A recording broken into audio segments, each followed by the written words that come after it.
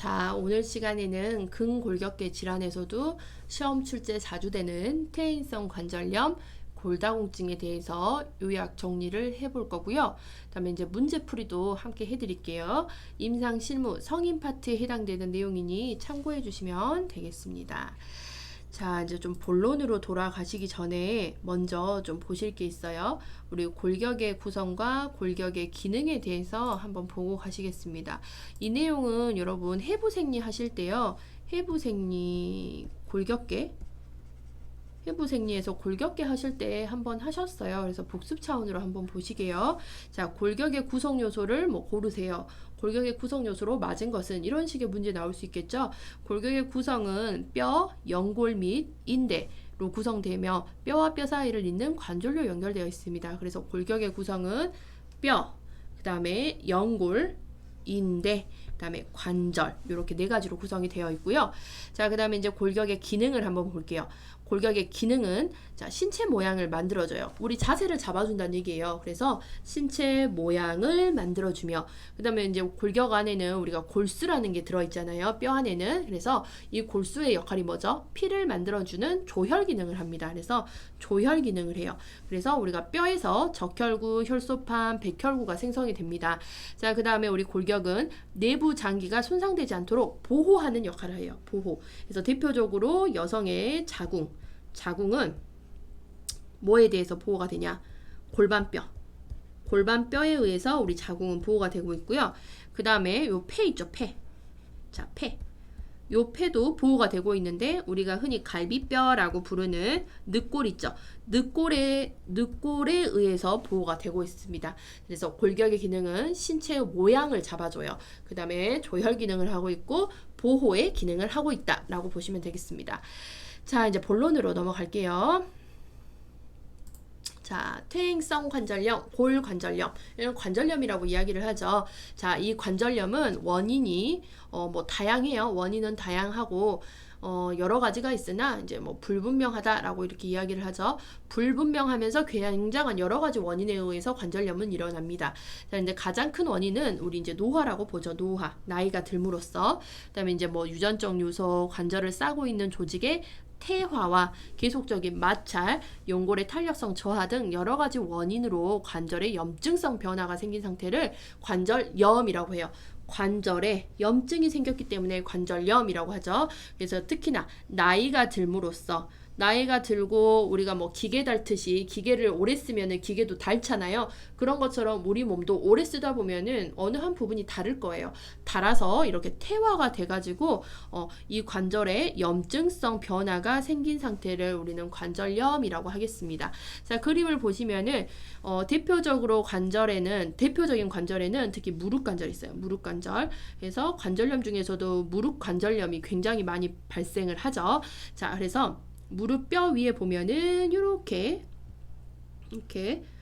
있습니다. 관절이 있어요. 무릎 관절이 있는데 무릎 관절이 계속 나이가 이제 계속 사용을 하다 보면은 이렇게 닳아지게 되거든요. 지금 닳아서 없어졌잖아요. 여기 부위 보시면 이렇게 닳아서 없어졌죠. 이렇게 닳아서 없어지고 계속 마찰이 되거나 계속 자극이 되게 되면은 이게 닳아서 없어진단 말이에요. 그러면 이제 여기 염증이 생기고 염증성 변화가 생기면서 우리 이제 환자분들은 통증을 느끼시게 됩니다. 자, 이제 중요한 부분, 관절염의 증상의 대표적인 거는 통증이죠. 통증. 자, 그래서 이 통증은 초기에는 그렇게 심하진 않아요. 초기에는 경미하게 나타나다가 몇 년에 걸쳐서 점차 심해집니다. 점차 심해져요. 그래서 퇴행성 관절염이라고도 해요. 그 다음에 이런 관절염의 통증은요, 운동 시 악화돼요. 운동을 하게 되면 악화되고 안정을 하게 되면 호전이 된다는 그런 특징이 있겠고, 그 다음에 통증의 정도가 다양해요. 그 다음에 날씨나 활동의 정도에 따라서 통증의 호전과 악화가 반복됩니다. 날씨를 예로 들자고 하면 우리 어르신들이 날씨가 흐려지거나 비가 올 것 같은 그런 날씨가 되면 갑자기 삭신이 아프다고 이야기를 하시잖아요. 그러니까 날씨가 특히 이렇게 흐린 날, 그 다음에 비가 오는 날, 기압이 어떻게 되죠? 기압이 낮아지잖아요. 그렇게 되면 이렇게 통증이 실질적으로 발생을 합니다. 그래서 날씨의 영향들도 많이 받아요. 통증은. 그리고 활동 정도가 너무 과했을 때, 심했을 때 통증은 심해진다라고 보시면 되겠습니다. 자, 그다음에 이제 또 특징적인 게 무엇이 있냐면 아침에 일어나면은요 관절이 일시적으로 뻣뻣해지는 경직 증상이 나타나요. 경직 현상, 일시적으로 경직 현상이 나타나는데 이거 같은 경우에는 30분 전후로 해가지고 이 관절이 뻣뻣했던 게 자연적으로 풀어진다라고 환자에게 설명해 주시면 돼요. 그래서 아침에 일어나면 관절이 뻣뻣해지는 경직 현상이 나타나는데 관절이 풀어지는 데에는 일반적으로 30분 이상 걸리지 않는다. 걱정하실 필요 없으세요. 30분 정도 지나면 괜찮아지실 거예요 라고 이야기해 주시는 게 좋겠죠. 자, 그 다음에 우리 통증을 좀 악화시키는 요인들을 볼게요. 계단 오르내리기 최악입니다. 무릎, 나이가 들면 들수록요 무릎을 아껴주셔야 되거든요. 무릎을 아껴주던지 살을 빼시던지 아니면 허벅지 근육을 키워주시던지 이렇게 해야 우리 무릎 관절을 보호를 할 수 있는데 뭐 그런 것들이 아니라고 하면은 어찌됐든 간에 무릎을 아껴주셔야 돼요. 그 방법 중에 하나가 계단 오르내리는 거 안 하셔야 되거든요. 특히 계단 오를 때 뭐 내려올 때도 문제가 된다고 하더라고요. 그래서 계단 오르내리기를 하는 게 정말 최악의 운동이라고 보시면 돼요. 그래서 계단 오르내리기 같은 것들을 무리하게 하면 통증이 더욱더 심해지고 그 다음에 무릎을 꿇거나 쭈그려서 앉아있는 경우 특히 우리 그 무릎 앞바다리 하고 앉아 있잖아요. 특히 한국 사람들은 그런 자세들도 굉장히 무릎에 부담이 많이 간다라고 보시면 돼요. 그 다음에 장거리 걷기, 오래오래 걷는 것들, 그 다음에 등산 이런 것들은 관절을 많이 사용할수록 통증이 심해진다라고 이렇게 되어 있습니다. 자, 그러면 치료 및 간호에서 핵심은 뭐냐면요, 통증이에요. 통증 관리. 그래서 우리 관절염의 핵심 키워드 치료 간호 방법은 통증 관리거든요. 그래서 우리 통증을 관리할 수 있는 뭐 방법 중에는 약물 치료가 있죠. 이 약물 치료 대표적으로 소염 진통제 사용을 하죠. 그래서 뭐 여러분들이 배우셨던 뭐 흔히 알고 있는 진통제 타이레놀 뭐 많이 쓰죠. 타이레놀 같은 것들 사용할 수가 있겠고요. 자, 그 다음에 이제 차가운 것과 뜨거운 것을 사용합니다. 온요법도 하고 냉요법도 해주고요. 마사지 하시고 물리치료도 해줄 수 있어요. 그 다음에 관절의 부담을 완화시키기 위해서 체중 조절을 합니다. 체중 조절. 그래서 체중으로 무릎에 부담이 가지 않게, 체중으로 내 무릎을 누르지 않게, 체중이 부하되지 않게 체중 조절을 해주셔야 돼요. 그 다음에 관절에 부담을 주지 않는 규칙적인 운동을 하셔야 되겠거든요. 그래서 관절에 부담을 주지 않는 운동, 그래서 체중이 부하되지 않는 운동, 대표적인 운동이 여러분 수영입니다. 수영은 시험에 정말 잘 나왔어요. 다음 중 관절염 환자에게 가장 권장할 수 있는 운동은 무엇입니까? 이런 유형의 문제 정말 많이 나왔거든요. 답은 수영이었어요. 그래서 물속에서 운동을 하게 되면은 체중이 부하되지 않아서 무릎에 특히 관절에 이렇게 부담이 되지 않습니다. 그래서 우리 어르신들 가장 많이 하는 운동 중에 뭐가 있냐면은 추천되는 운동 중에 물에서 할 수 있는 아쿠아로빅 아세요, 여러분? 물속에서 에어로빅 하는 거 아쿠아로빅이 굉장히 추천되고 있는 운동이죠. 그 다음에 걷기. 여기 위에서 이제 장거리 걷기는 안 된다고 했지만 요 걷기, 가벼운 산책, 가볍게 산책하는 것들, 이런 것들은 괜찮아요. 그 다음에 체조, 이런 운동이 권장이 되고 있습니다. 여튼 무리가 되지 않는 선에서 관절에 부담을 주지 않는 선에서 운동을 하는 게 권장이 되고 있고, 이 중에서 제일 중요하고 가장 효과가 좋은 운동은 수영이라고 보시면 돼요. 자, 그 다음에 관절의 파괴가 심한 경우는 수술을 하셔야 되겠죠.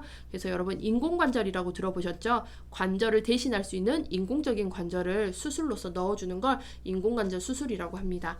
자, 그 다음에 이제 시기를 볼게요. 우리 이런 관절이 안 좋으신 분들의 시기는요, 당연히 칼슘 섭취 많이를 하셔야 되겠고, 그 다음에 칼슘의 흡수를 돕는 비타민 D를 섭취를 하셔야 돼요. 칼슘 흡수를 촉진을 시켜주는 비타민입니다. 자, 그 다음에 체중을 조절하셔야 되기 때문에 저지방, 그 다음에 다양한 식품을 먹으며 정상 체중을 유지하는 게 굉장히 중요하세요. 자, 여기까지 이제 요약 정리가 끝났고 문제풀이를 한번 해보겠습니다. 문제집 361페이지 44번을 보겠습니다. 자, 마지막 줄만 읽을게요. 골관절염, 퇴행성 관절염의 예방으로 옳은 것은 이렇게 되어 있어요. 골관절염에서, 그러니까 관절염에서 제일 중요한 건 뭐냐? 무릎에 무리 가지 않게 하는 거. 그래서 답은 3번이죠. 규칙적인 체조를 하시는 게 굉장히 중요합니다. 1번 계단 오르내리기 최악의 운동이라겠죠. 그다음에 2번 과체중 만들기가 아니라 체중 관리하셔야 되겠고, 4번에 장거리 걷기보다는 가벼운 그냥 걷기, 그다음에 무리한 등산 안 된다고 했어요.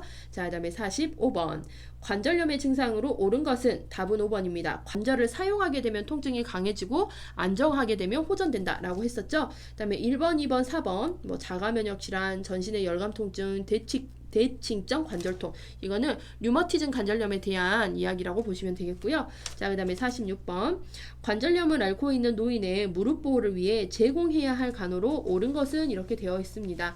자, 1번 쭈그려 앉거나 무릎을 꿇지 않도록 한다. 답은 1번이죠. 그 다음에 2번 일어섰다가 앉았다. 계속해서 자극을 주시는 거 안 돼요. 그 다음에 3번 가급적 수영을 금지시킨다 라고 되어 있는데, 수영은 권장, 제일 중요한 운동이라 했죠. 그 다음에 4번 5번 보시면 자세를 자주 바꾸지 않도록, 그러니까 한 자세로 오래 있는다든지 장시간 같은 자세를 취하도록 한다든지, 4번 5번 뭐 같은 맥락이라고 보시면 되는데, 한 자세로 오랫동안 있는 거 좋지 않습니다. 그 다음에 47번 보겠습니다. 관절염 환자가 퇴원 후 자가관리에 대해 교육을 받고 있어요. 교육 내용으로 옳은 것은 이렇게 있어요. 자, 답은 3번이죠. 수영을 규칙적으로 하시는 게 좋아요 라고 되어 있고요. 1번 보시면 아침에 가장 심한 통증이 느껴지실 거예요 라고 했는데, 특징적인 게 뭐였죠? 아침에 일어나면 통증이 아닌 뻣뻣해지는, 관절이 뻣뻣해지는 경직 현상이 일어나실 건데, 요거는 30분 이상 걸리지 않고 자연스럽게 풀어지실 거예요 라고 이야기해 주시는 게 좋다라고 이야기를 했죠. 자, 그 다음에 최대한 걸어 다니지 않는 게 좋아요, 이게 아니고 걷기는 권장됐어요. 무리하지 않는 선에서 가볍게 산책하는 걷기는 권장이 된다고 했습니다.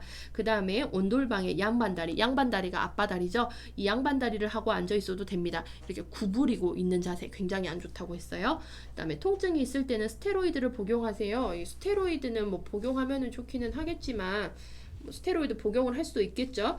그러나 이렇게 통증이 있을 때마다 이렇게 약을 복용하시는 거는 좋지는 않습니다. 차라리 자연적인 요법으로 뭐 온냉요법이라든지 마사지, 물리치료 이런 것들을 해주시는 게 좋지, 아프시다 해서 무조건 있을 때마다 이렇게 약을 복용하시는 건 좋지는 않으세요. 자, 그 다음에 48번 볼게요. 관절염으로 무릎 통증을 호소하는 노인에게 심폐기능과 근력 강화를 위해 가장 권장되는 운동, 이 부분에서 진짜 시험 잘 나왔어요. 답은 4번입니다. 수중 운동이 답이 되겠죠. 체중 부하를 하지 않고 할 수 있는 가장 최상의 운동, 수중 운동, 수영, 뭐 아쿠아로빅 이런 것들이 되겠습니다. 자, 그 다음에 이제 골다공증에 대해서 한번 보실게요, 여러분. 자, 골다공증도 시험에 잘 나오죠. 자, 골다공증의 정의를 보시면 노화에 따라 골 밀도, 이 밀도가 단단함이라고 보시면 돼요. 골의 단단함이 낮아지고 골절, 부러지는 거죠. 골절을 일으키기 쉬운 상태가 되는 대사성 질환으로 뼈에 구멍이 많이 생겨서 마치 스펀지같이 된 상태를 우리는 골다공증이라고 합니다. 골에 많은 구멍이 생기는 병이라고 보시면 돼요. 골다공증. 자, 이렇게 그림에 보시게 되면은 이게 이제 정상인의 뼈의 상태예요. 굉장히 그 구멍이 나 있기는 하지만 굉장히 촘촘하게 나 있는 상태거든요. 그런데 이제 골다공증 환자의 뼈를 보실게요. 보세요. 굉장히 구멍 사이즈도 크고요. 얼기설기하죠. 위에 촘촘한 거에 비해서 지금 골다공증이 굉장히 많이 진행된 상태라고 보시면 돼요. 요거는 정상인 상태. 골다공증이 진행되게 되면 이 구멍이 이렇게 커져요. 이렇게 굉장히 커집니다. 그렇기 때문에 골 밀도가 낮아져요. 단단함의 정도가 낮아진다. 이렇게 보시면 되겠습니다. 자, 그러면 이제 우리 골다공증의 원인을 볼게요. 원인 또한 다양해요. 그러니까 여러분들 책에 그 성인간호 공부하시다 보면은 뭐 원인은 어쩌고 저쩌고, 증상은 어쩌고 저쩌고 막 이렇게 있어요. 근데 이거를 여러분 다 외우려고 하시면 안 돼요. 특히 뭐 원인 같은 거에 대해서 시험 문제를 내거나 그렇지는 않거든요. 그래서 핵심적인 요인들만 잘 기억을 하시면 돼요. 자, 원인을 볼게요. 원인은 굉장히 다양하나 대표적인 원인만 제가 요약을 좀 해놨어요. 가장 대표적인 원인 중에 하나가 나이가 들므로써 자연스럽게 이 골밀도가 감소하는 거거든요. 특히 여성분들, 중년기 이후 여성, 폐경이 발생을 해요. 그럼 폐경이 발생을 하면 여성 호르몬 중에 에스트로겐이 결핍이 되죠. 그러면 이렇게 골다공증이 발생을 합니다.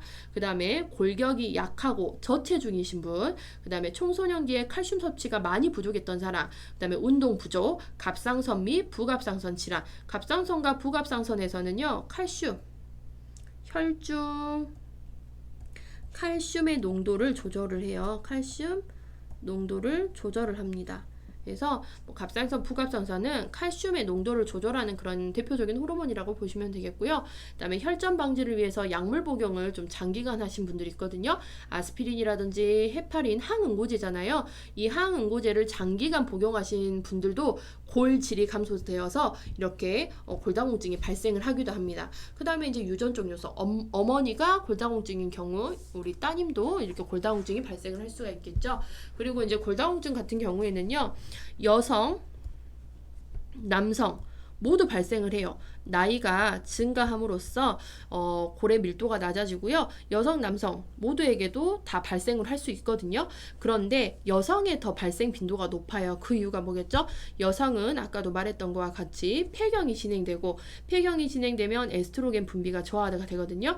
이 에스트로겐 분비가 저하가 되게 되면은 골다공증이 더욱더 심해진다라고 보시면 되겠어요. 자, 증상을 보시면 대부분은 무증상인데 이제 빈번하게 골절이 쉽게 자주로 일어나는 거죠. 그래서 뭐 화분 들다가 골절이 발생한 사람들도 있겠고요. 재채기 하다가 갈비뼈에 금 간 사람도 발생을 할 수 있어요. 굉장히 아무것도 아닌 일에 빈번하게 골절이 쉽게 일어나는 그런 증상들이 나타납니다. 뼈가 그야말로 잘 부러지거나 금이 간다는 거죠. 자, 치료 및 간호를 보겠습니다. 당연히 뼈가 약해지는 거기 때문에 뼈를 튼튼하게 해줄 수 있는 그런 간호라고 보시면 돼요. 칼슘이 풍부한 식사를 하셔야 돼요. 칼슘 섭취가 중요합니다. 자, 폐경기 여성의 골다공증 예방을 위해서는 호르몬 요법을 시행을 하셔야 되겠죠. 그래서 우리 여성 호르몬 무슨 요법 시행하셔야 되겠죠? 에스트로겐. 의사 선생님 상담하에 에스트로겐 요법을 시행을 하셔야 되겠고, 그 다음에 우리 골다공증도요, 적당한 체중을 유지하셔야 되겠습니다. 그 다음에 근육과 뼈에 힘을 주는 체중 부하 운동, 걷기를 권장을 하죠. 그래서 우리 아까 관절염은 체중 부하를 하면 안 된다고 했지만, 골다공증 같은 경우는 체중 부하 운동, 걷기, 체중을 부하해서 하는 운동을 하셔야만 뼈가 튼튼해지거든요. 그래서 체중 부하 운동의 대표적인 게 걷기예요. 그래서 골다공증 환자에게 권장되는 운동은 걷기. 얘를 좀 잘 기억을 하세요. 걷기. 자, 걷기를 하고요. 특히 체중 부하 운동에는 등장성 운동과 등척성 운동 모두 포함되지만, 골다공증은 골절에 취약하기 때문에 부상 위험이 따르는 등장성 운동보다는 부상 위험이 거의 없는 등척성 운동이 권장됩니다. 그래서 여러분, 등장성, 등척성 이렇게 있죠. 자, 얘네는 관절의 유무이거든요. 관절의 사용 유무예요. 그래서 등장성 같은 경우는 관절을 사용하는 운동이에요. 그러니까 팔을 굽혔다 폈다 굽혔다 폈다 하는 운동이 등장성 운동이고, 등척성 운동 있죠. 얘는 관절을 사용하지 않거든요. 그냥 팔에다가 힘을 이렇게 줬다가 풀었고, 힘을 딱 줬다가 풀고, 그러니까 근육에 힘을 줬다 풀었다 하는 거죠. 가만히 있는 상태에서. 이게 등척성 운동이에요. 보세요, 여러분. 뼈가 약하신 분이 팔굽혀펴기를 막 해요. 팔을 굽혔다 폈다 막 하다 보면은 뼈가 똑딱하고 부러질 수가 있어요. 그런데 등척성 운동을 하는 경우는 그냥 가만히 있으면서 근육에다가 힘을 줬다 풀었다 하니까 뼈에 무리가 가지 않잖아요. 골절의 위험성이 없는 거예요. 그래서 등장성과 등척성을 비교했을 때는 무슨 운동을 하셔라? 등척성 운동을 하셔라 라고 권장이 되는 거죠. 그래서 우리 골다공증 환자에서 권장되는 운동 종류에는 걷기가 있겠고, 등장성과 등척성 운동 중에서 무엇을 해야 됩니까? 라고 물어보면 등척성 운동을 한다. 뼈 관절을 움직이지 않고 하는 운동. 아시겠죠? 그래서 여러분 그 대표적인 등척성 운동 뭘 생각을 하시면 되냐면, 여러분 케겔 운동 있죠? 케겔 운동. 케겔 운동 있잖아요. 이 케겔 운동 가만히 있으면서 힘을 줬다 풀었다 하는 운동이거든요. 이게 대표적인 등척성 운동이라고 보시면 되겠어요. 자, 그 다음에 이제 밑에 보시면 칼시토닌 등 처방된 약물을 복용한다 라고 되어 있어요. 요 칼시토닌, 갑상선 호르몬이거든요. 그래서 이 갑상선 호르몬의 칼시토닌은 요 칼시토닌. 그래서 아까 우리 갑상선 호르몬, 부갑상선 호르몬 같은 경우는 칼슘 조절과 연관성이 있는 호르몬이다. 이렇게만 기억을 하자고 했죠. 그래서 칼시토닌, 칼슘 이렇게 기억을 하자고요. 칼슘과 연관된 호르몬 칼시토닌. 그래서 칼시토닌 등 처방된 약물을 복용을 하고요. 칼슘이 몸에 흡수되는 것을 돕는 비타민 D. 우리 아까 관절염에서도 나왔죠. 칼슘이 몸에 흡수되는 것을 돕는 비타민 D를 섭취하셔야 되겠고, 그 다음에 우리 비타민 D는요, 햇볕을 쬐게 되면 비타민 D가 생산되나 필요에 따라 비타민 D를 복용할 수도 있습니다. 우리가 매일매일 비타민 D를 생산하고 흡수하기 위해서 햇빛을 쐬고 있을 수는 없는 일이잖아요. 그렇기 때문에 보조제로 나온 비타민 D를 복용을 하시는 것도 도움이 돼요. 그래서 저도 이제 비타민 D 같은 것도 뭐 보충제로 먹고 있기도 합니다. 뼈 건강이 염려되더라고요. 출산도 하고 이제 나이가 들다 보니까. 자, 그 다음에 당연히 금연을 해주셔야 되는 거고요. 자, 그럼 이제 문제풀이를 한번 해보겠습니다. 자, 49번. 362페이지에 49번을 보시면, 자, 골다공증으로 입원한 65세 환자가 골다공증이 여자에게만 오는 질환인 줄 알았는데 나 같은 남자도 걸릴 수 있다니 이해가 안 가요 라고 할 때 이에 대한 대답으로 옳은 것은 이렇게 되어 있죠. 답은 5번. 여성에게 더 많이 발생하지만 남성에게도 올 수 있다 없다? 올 수 있습니다 라고 얘기를 해주셔야 되겠죠. 여성 같은 경우는 왜 발생 빈도가 더 높죠? 폐경이 되고 폐경 이후에 호르몬 뭐가 나오지 않기 때문에 에스트로겐이 나오지 않아서 라고 보시면 돼요. 에스트로겐의 부족으로 이렇게 보시면 돼요. 자, 그 다음에 50번 볼게요. 골다공증 노인이 칼슘 제제를 복용할 때 칼슘 흡수에 도움이 되는 비타민으로 옳은 거 뭐였죠? 비타민 D. D 기억하세요. 그래서 우리 뼈와 관련된 비타민은 D. 자, 그 다음에 51번. 폐경기 여성은 골다공증에 걸리기 쉬운데 골다공증을 예방하는 방법으로 옳은 것은 이렇게 되어 있습니다. 1번. 유제품의 섭취를 제한한다 라고 되어 있는데 유제품에는 칼슘이 많이 풍부하기 때문에 권장을 해주시는 게 좋고요. 그 다음에 2번. 칼슘과 비타민 K를 투여한다 라고 되어 있는데 비타민 뭘 기억하시라 했죠? 뼈와 관련된 D. 그래서 칼슘과 비타민 D예요. 자, 그 다음에 3번. 의사 처방하에 에스트로겐을 투여한다. 답은 3번이죠. 자, 4번. 여기서 51번에서 폐경기 여성이라 했잖아요. 폐경기 여성. 자, 그 다음에 4번. 달리기, 테니스 등 체중 부하 운동을 제한한다 라고 되어 있는데 우리가 뼈가 튼튼해지기 위해서는 체중을 부하하는 운동을 하셔야 뼈가 튼튼해지고 단단해져요. 그렇기 때문에 체중 부하 운동을 권장한다. 대표적으로 걷기 같은 운동. 자, 그 다음에 5번. 단백질은 뼈에서 칼슘 배설을 증가시키므로 여기까지 맞아요.